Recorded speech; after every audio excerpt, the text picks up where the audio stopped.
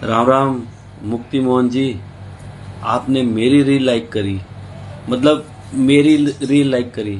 जो आपने अपने खाली समय में से समय दिया है मेरी रील को लाइक करने के लिए। ओह सॉरी, जो आपने अपने बिजी शेड्यूल में से समय दिया है मेरी रील को लाइक करने के लिए।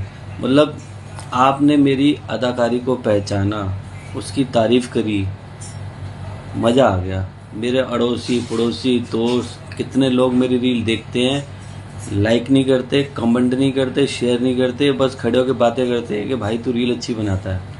लेकिन आपने 7 समुंदर पार से मेरी रील लाइक करी, मज़ा आ गया। मतलब मैं आपको क्या बताऊं, आपने जो मेरी कला की जो आपने पहचान करी है, जो आपने मेरा मोटिवेशन करा है, I am really thankful to you. 7 समुंदर पार सिंगापुर से आप मेरी रील लाइक कर रहे हो, बहुत बहुत धन्यवाद। भगवान आपको बहुत तरक्की दे, साथ साथ मुझे भी दे।